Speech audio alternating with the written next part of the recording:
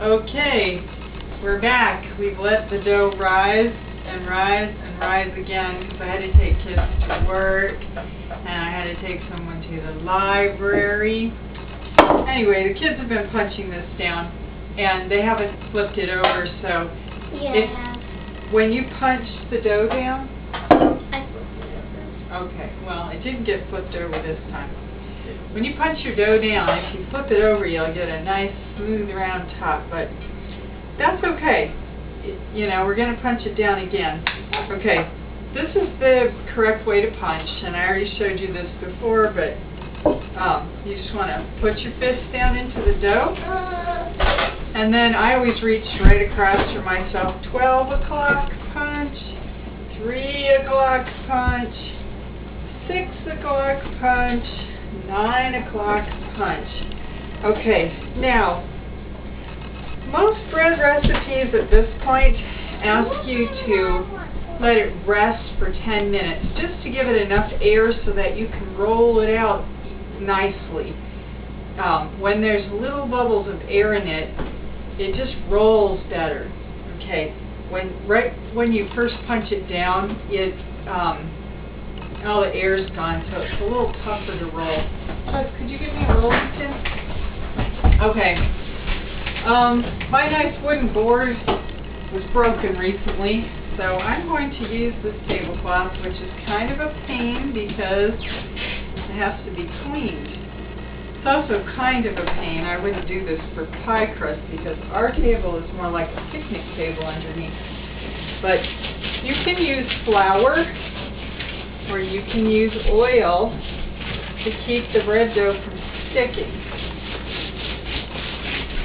Okay, and I chose oil because flour on these vinyl tablecloths is really hard to clean up. And I can take a degreaser to this. I can take dish soap or something.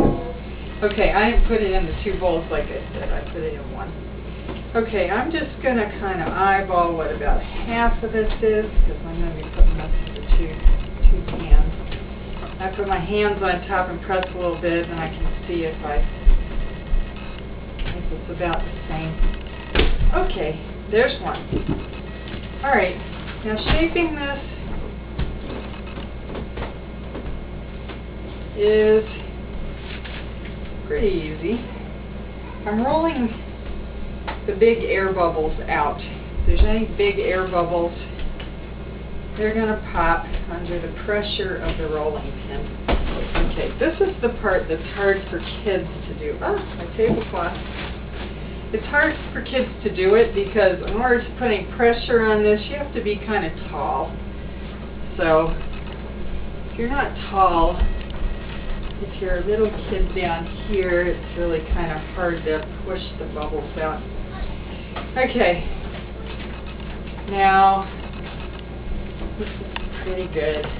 Alright, so I'm going to roll it and squeeze it. I'm still squeezing air bubbles out, but it also makes a nice tight loaf. If you just roll it like that, you're going to have big air bubbles in those rolls, and it's not going to be a nice loaf of bread. It's going to be falling apart like a cinnamon roll when you put the cinnamon stuff in it.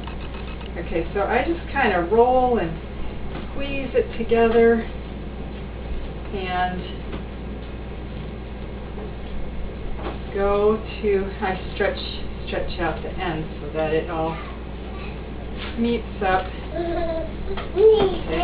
Well, we never really showed the strings, but truthfully, I put that extra tablespoon of yeast in here by accident. So this is kind of, and plus, yeah, it's been yeast action for a little long, so it's not super smooth, but you know what? I don't really care. No bread dough is bad bread dough.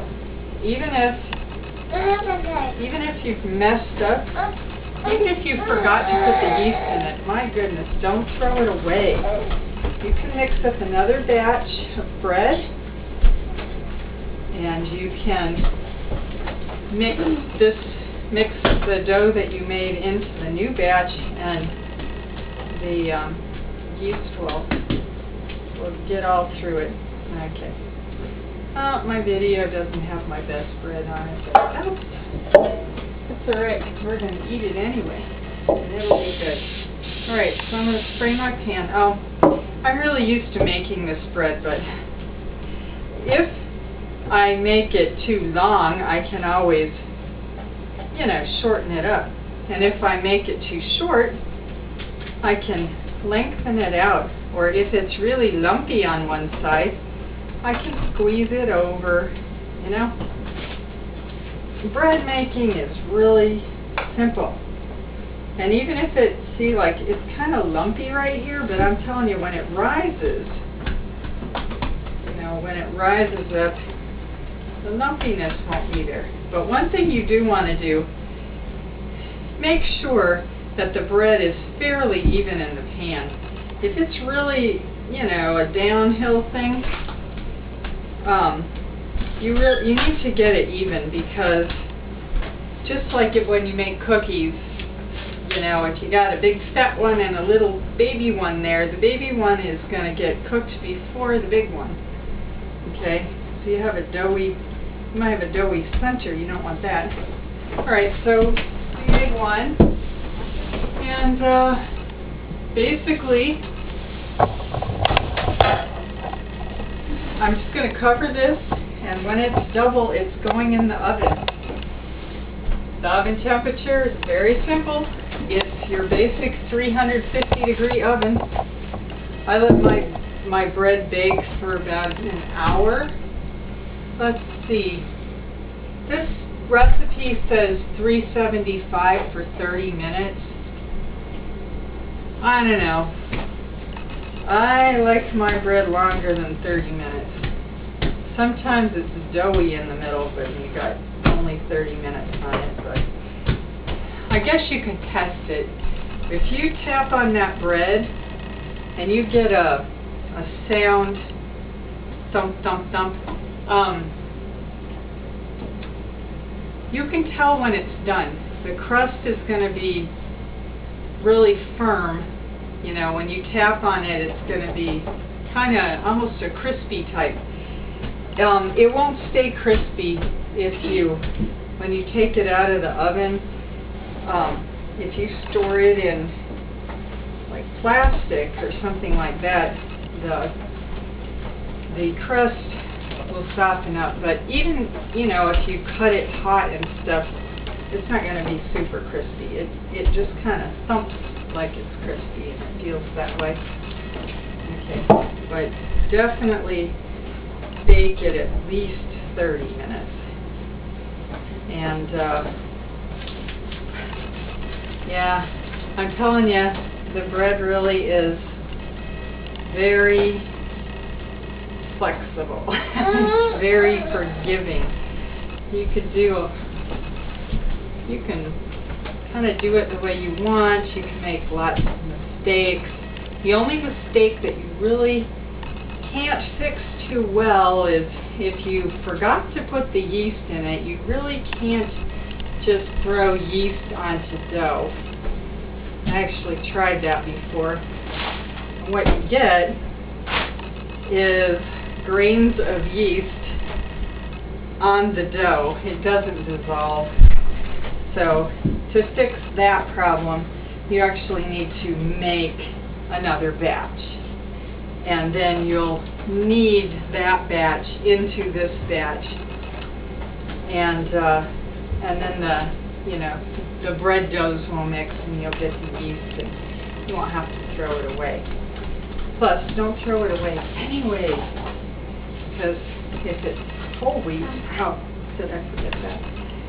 You know, if it's whole wheat, you can make gluten by just kind of rinsing it.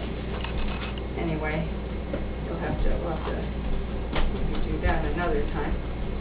Okay, this is nice and flat. Okay, I don't think we're going to make another part to this unless somebody wants to see a fully baked loaf, but most people know what baked bread looks like.